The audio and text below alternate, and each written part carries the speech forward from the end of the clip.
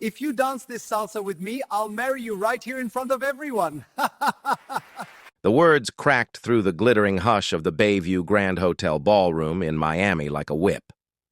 Grayson Hale, America's favorite headline and South Florida's most untouchable billionaire, stood at the center of the marble floor, a flute of champagne in one hand and a smirk sharpened to cut.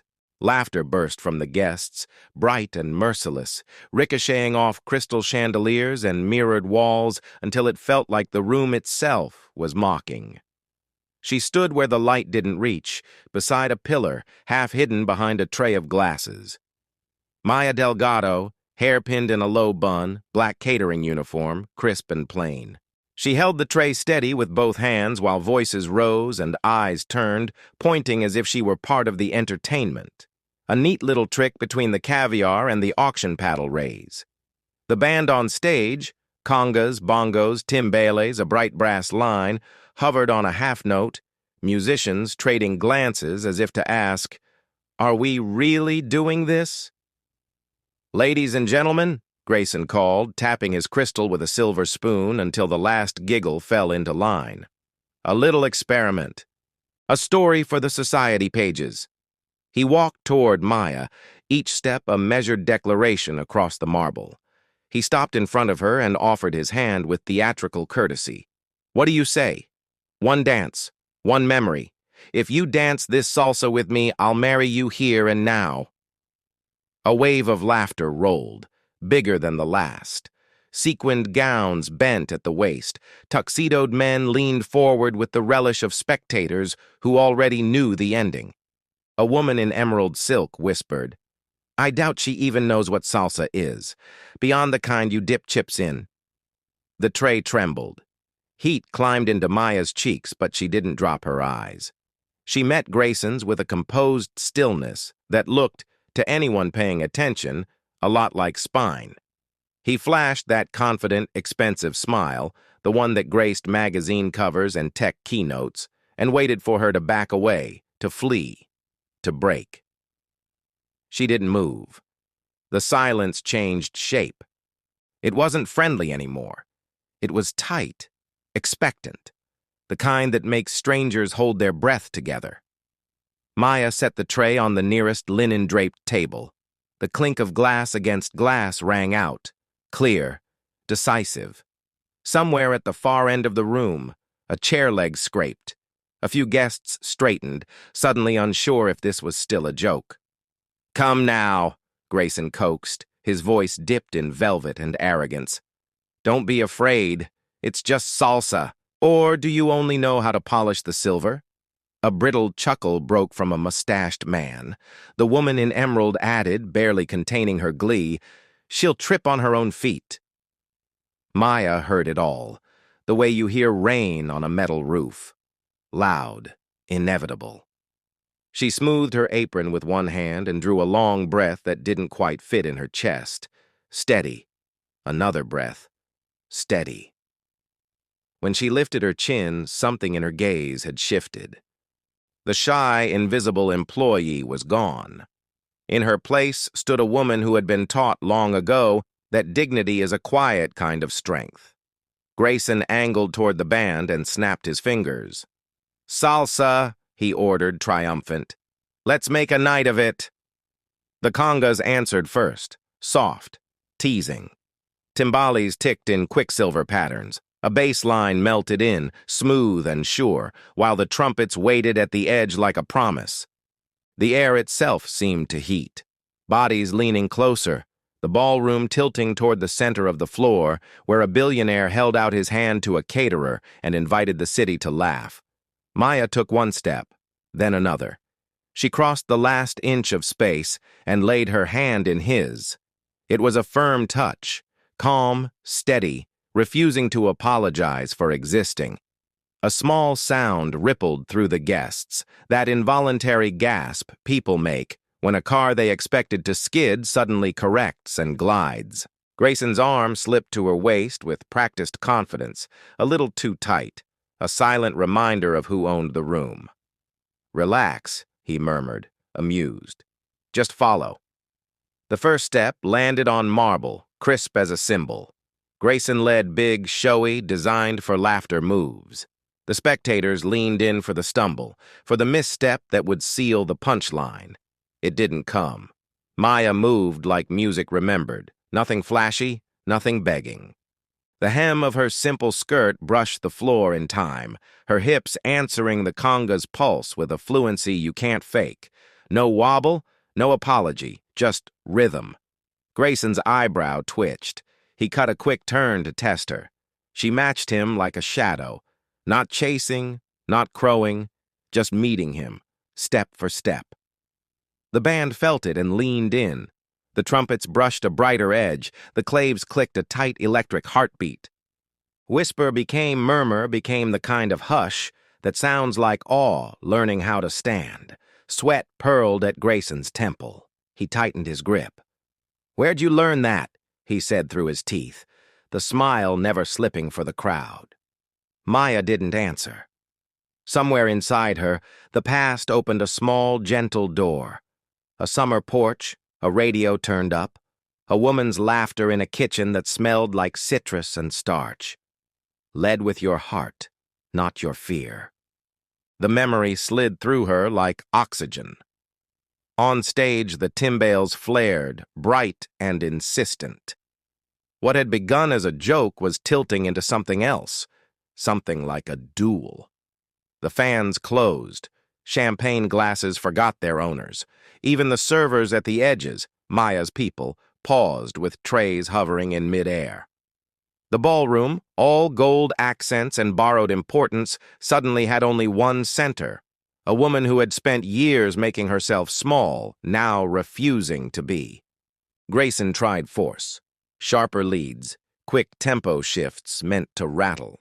Each time he missed his own mark by a hair, and each time Maya found the beat, as if it had been waiting exactly where she put her foot. A woman with silver hair whispered, "Do you see this?" A man with salt and pepper stubble shook his head slowly. "That's training. That's not luck." For the first time that night, the smile on Grayson's face looked a little like work. Maya felt the music crest, horns warming, percussion tightening. She didn't push. She breathed. Her eyes lifted to his, steady and unafraid, and in the space between two beats, she took half a step forward. It was nothing. It was everything. Dancers would see it. Power had shifted so quietly that only the music seemed to know. From the back of the room, one person clapped, just once, unable to hold it in. The sound cracked the spell, then deepened it. Grayson's jaw tightened. "Who are you?" he asked, and this time the arrogance had a fracture in it. Maya didn't speak. She danced. The horns rose, bright as sunlight on chrome, and the floor seemed to tilt toward them. Grayson amped up the showmanship. Fast cross-body leads, a flashy hammerlock break meant to tangle her arms. The crowd leaned in, hungry for the misstep. Maya slipped through the knot as if it were air, unspooling with a soft turn that ended at his shoulder. Her palm rested lightly on his bicep. No struggle, no apology, just command wrapped in grace. The room felt it. Laughter thinned into silence. The band leader, silver jacket, eyes like a metronome, nodded once to the percussion. The congas answered with a deeper voice. Clave clicked, 2-3-2-3. The music wasn't mocking anymore. It was listening. Grayson pushed harder. He carved the space with bigger leads, then cut them short, hoping she'd overcommit. He forced tempo changes, half-time feints into double-time runs, until a sheen of sweat glossed his hairline. Each time, Maya found the pocket, that invisible groove where confidence lives. She didn't chase him. She met him, clean, spare, precise. "Who taught you?" he said, smiling for the cameras he knew were everywhere. "A YouTube crash course?" Maya's gaze didn't flinch. Somewhere behind her eyes, a kitchen radio hummed from long ago, a woman's warm voice over the sizzle of onions. "Keep your feet honest and your heart loud, mija." The memory held her steady. A woman in emerald, the same who'd mocked, lowered her glass. "Oh," she breathed. "She can really dance." Servers edged closer at the perimeter, Maya's co-workers, black uniforms blending into shadow, suddenly part of an audience that cared more than the donors with their engraved place cards. Respect, quiet and contagious, moved through them like a draft. Grayson tried spectacle, a dramatic dip cue, his hand heavy at her back. She didn't allow the angle he wanted. Instead, she placed her own hand at his shoulder and redirected, their weights sharing into a controlled, elegant line. The crowd murmured, somewhere between surprise and relief, as if they'd almost watched an accident, and then realized they were witnessing skill. The trumpets lifted, then fell away. The timbales took a bright, ringing solo, skin and metal carrying the room into a hush you could feel in your sternum. In that pocket of sound, Maya took a half-step forward. He yielded a half-step back. Dancers saw it, musicians too. From the second row, an elderly man with white hair and a navy pocket square leaned forward, eyes narrowing like a lens finding focus. He didn't blink. Maya pivoted into a right turn that finished not with a flourish, but with stillness, face to face, breath to breath. For the first time all night, Grayson's smile faltered. "This is my floor," he murmured. Maya's answer was a whisper the microphones wouldn't catch. "The floor belongs to the music." The band leader heard it, the shift in weather, and signaled the horns. They came in close, velvet and fire, lifting the room into a sail of sound. The ballroom forgot to breathe. Grayson yanked for a traveling spin, a risk at that tempo. Gasps rose, too fast, too hard, until the gasp turned into a cheer. She didn't just survive it. She braided it into the phrase, feet stitching the marble, hips answering the conga-like conversation. When she stopped, her balance stacked clean as architecture. A single clap cracked from the back, then two. Then a hush so complete, a glass settling on linen could be heard across the room. Grayson's jaw set. "Enough!" he hissed, trying to drop her into a dramatic finish he could own. But the music surged, and Maya stepped through his frame, guiding without force, offering a line so inevitable he had to take it or fall. And he took it. Power shifted fully now, quiet, undeniable. The crowd leaned forward as if gravity insisted. The elderly man with the pocket square stood, slowly, carefully, as though the moment were made of glass. He didn't clap. He didn't smile. He simply spoke, voice steady and carrying. "She dances like Isabel Rivera." The name slid through the air like a spark across dry grass. Heads turned, a ripple of whispers. "Isabel Rivera? From New York? From the Palladium days?" "She died years ago." Maya's breath caught, the music a pulse beneath her ribs. The band didn't stop. It softened, a respectful dim around a truth that had just stepped into the light. The old man moved to the edge of the floor, hand over his heart. "I saw Isabel at the old Palladium in Manhattan, 1964, he said, eyes shining. "That spine, those turns, that quiet." He looked at Maya as if he were looking into the past and forward at once. "Child, whose daughter are you?" The room went still. Even the air waited. Maya's lips parted, but no sound came. She swallowed, and when she spoke, it was barely more than breath. "Rivera," she said.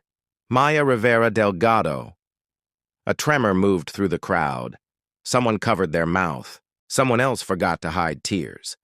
At the edges, her fellow servers stood taller, as if her truth had placed weight in their bones that felt like dignity. Grayson stared at her, the puzzle pieces rearranging into a picture he'd never considered. "You hid this," he managed, fighting for a tone that didn't sound like losing. "Here, in my hotel." Maya held his gaze. "I didn't hide. I worked." The old man, Mr. Navarro, the name rippled through the front row, lifted his chin to the band. "Señores," he said, voice catching. Con respeto. With respect. The band leader nodded. The congas answered with a heartbeat. The horns folded into a low, reverent harmony. The dance was no longer a dare. It was an altar. Grayson tried to reclaim bravado, lifting his voice toward the donors who'd always loved a Hale performance. Well then, he said, forcing a grin. What a story for the socials. A Cinderella reveal. Shall we give them a grand finale? No one laughed with him. Maya didn't look away. Her voice was steady now, anchored to something larger than the room. This isn't your finale, Mr. Hale. She placed her palm to his shoulder, light, respectful. Then she stepped into the music, and the music rose to meet her. The rhythm softened, congas whispering now, trumpets breathing low, as if even the music knew that something sacred was unfolding. The ballroom that had once been filled with mocking laughter was now suspended in awe. Every guest, every waiter, every glittering chandelier seemed to lean toward the woman who refused to disappear. Grayson Hale, the man who could silence a boardroom with a glance, stood frozen in front of her. His usual confidence, that cocktail of money, privilege, and charm, seemed suddenly flimsy beneath the weight of her stillness. Maya Rivera Delgado, the girl no one noticed, the woman he had mocked, stood before him as if the air itself bowed in respect. The elderly man, Mr. Navarro, stepped closer, his voice trembling. I watched your mother dance in Havana once, he said softly. The fire she carried, child, I see it now in you. Maya's eyes glistened. She didn't answer right away. For years, she'd buried that name, Rivera, under silence and survival. It had been safer to be nobody, safer to forget who she came from. When she finally spoke, her voice carried the ache of a truth long kept hidden. She died when I was little. Cancer took her. Before I could even understand why she danced like the world was ending, I never thought I'd move again after she was gone. A hush fell so deep that even the ice in the champagne buckets seemed to stop melting. Mr. Navarro's eyes shone with tears. Your mother was a legend, and tonight, she came back to life through you. The crowd murmured, rippling with awe. People glanced at each other, some ashamed of their earlier laughter, others visibly moved. A woman in a sapphire gown whispered to her husband, Can you believe we mocked her? Grayson took a hesitant step forward. His smile, the one built on charm and ego, faltered.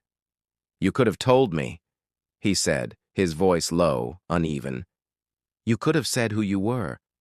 Maya turned toward him, not angry, simply honest. Would you have listened? Would it have mattered? He opened his mouth, then closed it again. The silence answered for him. The band began a soft montuno, a heartbeat under her words. All I ever wanted, Maya continued, was to live quietly, to work, to breathe in peace. But you called me out here to humiliate me. And for the first time, I remembered what my mother told me. When they try to break you, dance anyway. She looked around the ballroom, the chandeliers, the marble, the polished faces that now watched her with reverence. So I did. A single clap echoed, then another, until the sound swelled into applause that shook the walls. Not polite, not forced. Real, emotional, transformative. Grayson's throat tightened. He tried to smile, but it trembled. He had orchestrated this night to display his power, his control, his untouchable charm. And now, somehow, the story belonged entirely to her. He raised a hand, asking for silence, but the applause didn't stop. The sound built like a wave until even the musicians put down their instruments to join in. When the room finally quieted, Grayson's voice was hoarse. Maya, I went too far. She didn't flinch. You did. He swallowed hard, searching for words that might fix what couldn't be undone. I didn't mean to hurt you. It was supposed to be a joke, she finished. Her tone wasn't cruel, just tired. Some jokes cost too much. He exhaled. Then let me make it right. Maya shook her head slowly. You can't buy back dignity, Mr. Hale. That simple truth hung in the air like the final note of a song. Mr. Navarro lifted his voice again, filled with emotion. This woman carries a legacy, not just of talent, but of grace, of strength.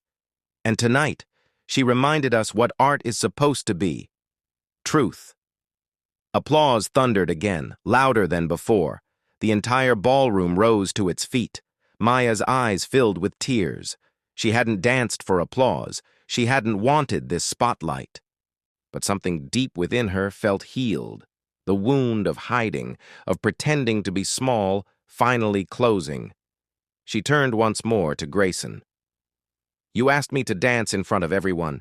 You didn't know it then, but you gave me back my mother. Grayson looked down, shame painting his face. He didn't speak. He couldn't.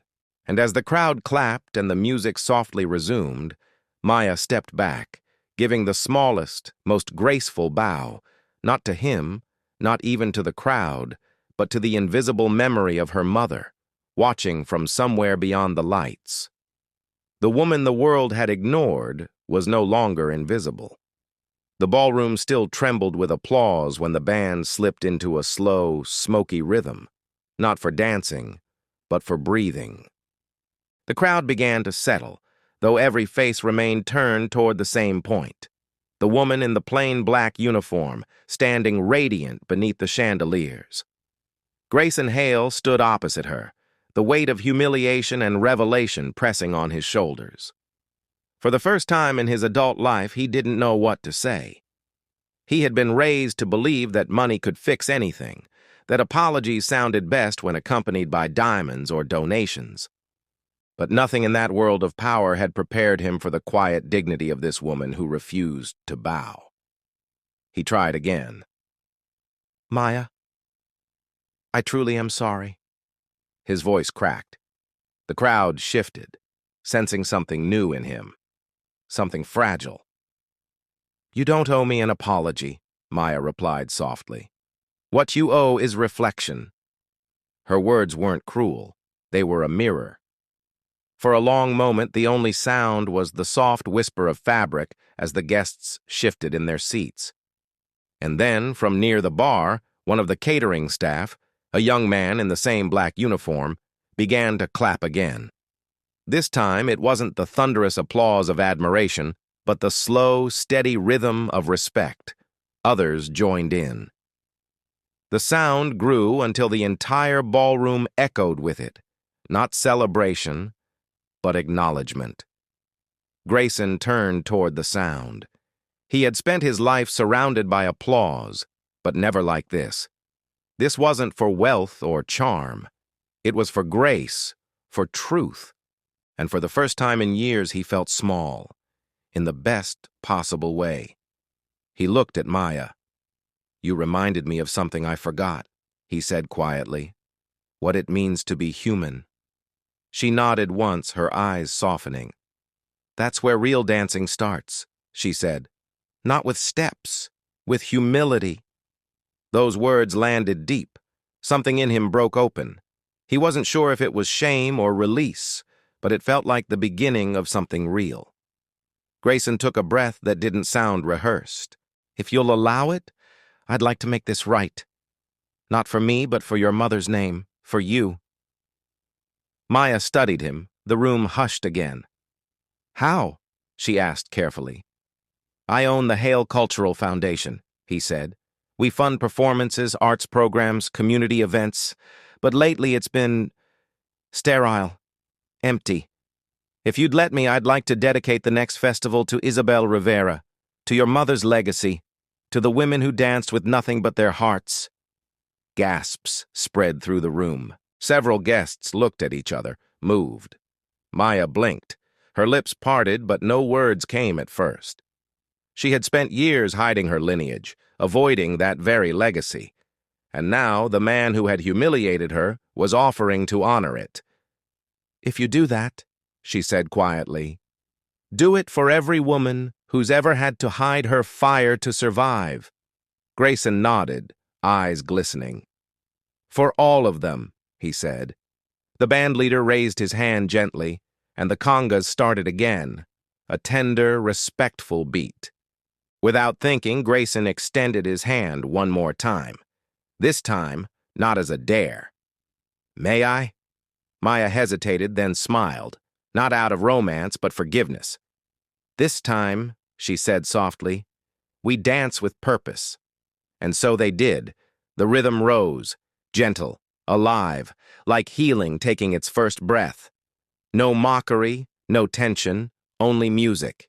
Their movements were slower, deliberate, guided not by ego but by gratitude. When they turned, the light caught on their faces, his, humbled, hers, serene. Around them, the guests watched in silence. Some held hands, some wiped tears. The air felt different now, charged not with gossip, but reverence. When the song ended, they stopped in the center of the floor, facing each other. No applause came this time, only quiet respect, the kind that carries more weight than thunder. Maya stepped back, offering him a nod. Redemption doesn't erase what happened, she said, but it can change what happens next.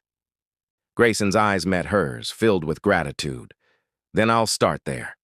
She smiled faintly. That's enough. And as the lights dimmed and the band eased into a final soft melody, Grayson Hale, the man who had once treated the world as his stage, walked off it humbled, changed, and quieter than anyone had ever seen him.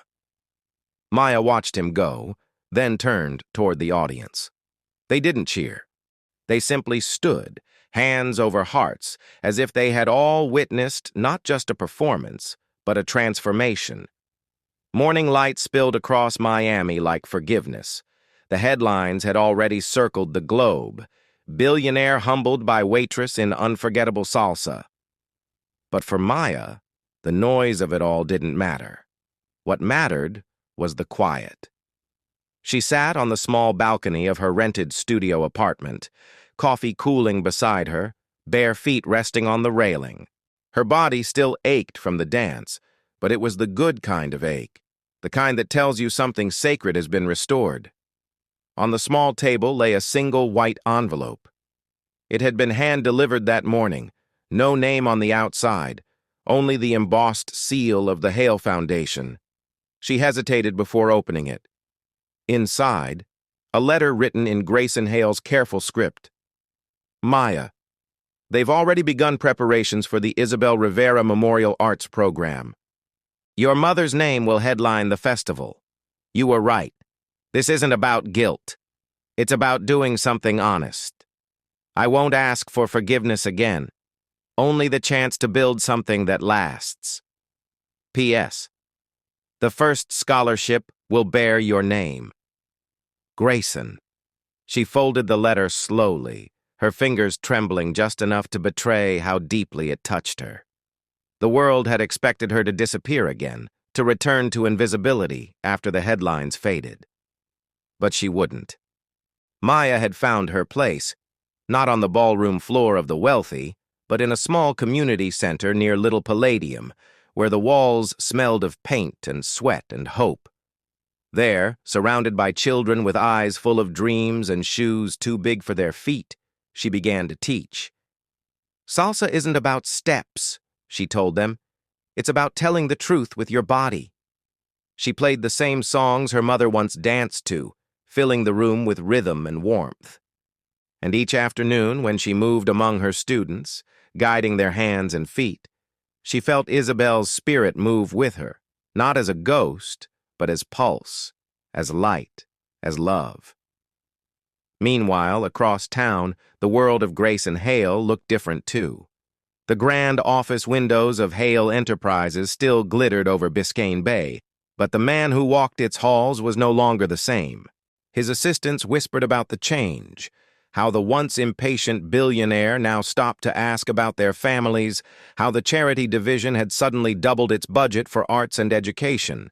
He had traded arrogance for attention, money for meaning. In his private office, A photograph now hung on the wall, not of yachts or investors, but of that moment in the ballroom.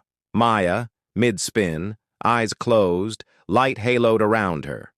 The photo wasn't about beauty or spectacle. It was about awakening. Each morning before meetings, he would look at it and remind himself, power without humility is hollow. Weeks later, he stood at the opening ceremony of the Isabel Rivera Cultural Festival. Hundreds gathered, children, artists, musicians, journalists, and elders who had once danced in those same rhythms decades ago. When the spotlight found Maya in the front row, the crowd erupted. Grayson stepped to the podium, cleared his throat, and said the only words that mattered. Some dances don't end when the music stops. They just change the people who were brave enough to step into them. He looked at her. No arrogance, no showmanship, just gratitude. Thank you, Maya, for reminding us what dignity looks like. Maya's smile was small but bright. She stood, and the applause that followed wasn't for wealth or scandal. It was for rebirth. That night, when the final performance began, Maya danced again.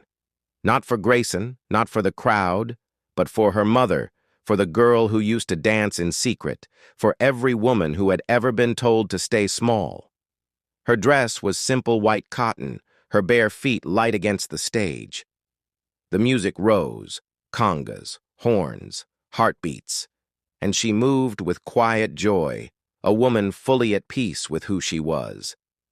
In the front row, Grayson watched, hands clasped, his eyes shining. He didn't own the moment. He simply witnessed it. And when the song ended, Maya lifted her gaze to the ceiling, whispered a name that lived forever in her chest, Isabel, and smiled. The audience rose to their feet once more. The standing ovation lasted long after the lights dimmed, echoing through the night like a prayer. The night air outside the Miami amphitheater smelled of sea salt and jasmine. The festival was over, the applause still humming through the city like an echo that refused to fade. The stars above shimmered faintly, the kind of quiet that follows when something sacred has taken place. Maya walked barefoot along the pier behind the venue, her white dress brushing softly against her legs. Each step felt lighter than the last. She looked out over Biscayne Bay, the water carrying reflections of lights, laughter, and memory.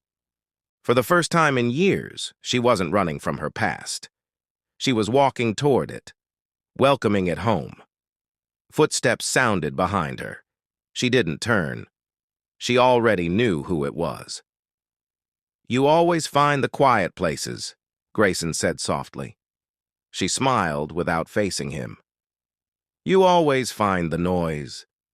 He chuckled, and the sound was gentler now, stripped of arrogance, filled with something like humility. He stepped beside her, the waves rolling in rhythm with their silence. For a while they just stood there, side by side. No spotlight, no audience, just two people who had walked through the same storm and come out different on the other side. Grayson spoke first. You were right. Redemption doesn't erase what happened. But I think I understand now what you meant about dancing with humility. Do you? She asked, finally looking at him. It's not about steps, he said. It's about truth. And truth hurts before it heals. She nodded. That's how you know it's real. He smiled faintly. You've changed everything for me, Maya. She shook her head. No.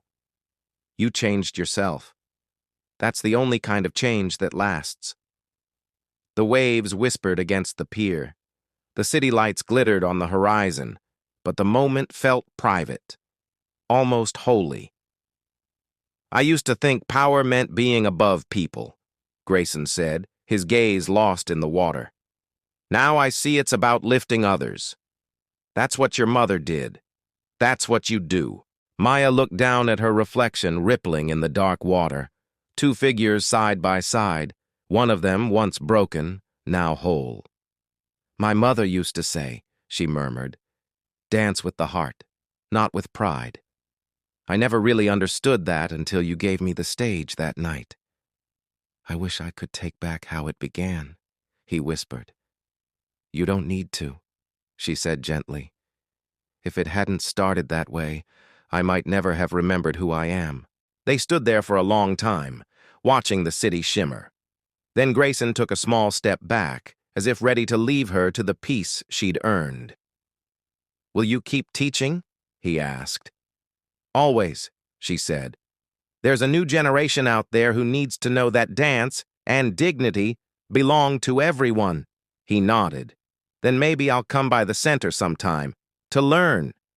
Maya laughed, soft and sincere. Are you ready for a beginner's class, mister? Hale? Only if you promise not to humiliate me this time, he said. No promises, she teased, eyes sparkling. They both laughed, the sound light, clean, the sound of people who had finally forgiven themselves. A breeze swept across the pier, lifting a strand of Maya's hair. She looked toward the horizon, where the moon dipped low, and whispered a final prayer into the wind. Thank you, Mama. Grayson heard, but didn't speak. Some words didn't need answering. As they turned to leave, the faint music from the festival carried through the air, a slow salsa, gentle and full of warmth. And without thinking, Maya reached out her hand. One last dance, she said. Grayson took it. No audience, no grandeur, just two souls moving to a melody that felt like forgiveness. They danced until the song faded into the sound of the waves, and when it ended, there was no need for applause. The night itself seemed to bow in reverence. Because what had begun as a humiliation had become something eternal, a story of grace, of redemption, of the unbreakable strength of a woman who had once been invisible. And long after the lights of Miami dimmed, people would still tell the tale of that night. The night a humble woman taught a powerful man that the truest dance in life is not about leading or following, but about moving with the heart. Thank you for walking with us through this journey of dignity, memory, and rebirth. Subscribe, leave a like, and help us keep sharing these moments of hope and humanity. Your presence here means more than words can say. Until next time, stay gentle, stay strong, and keep believing.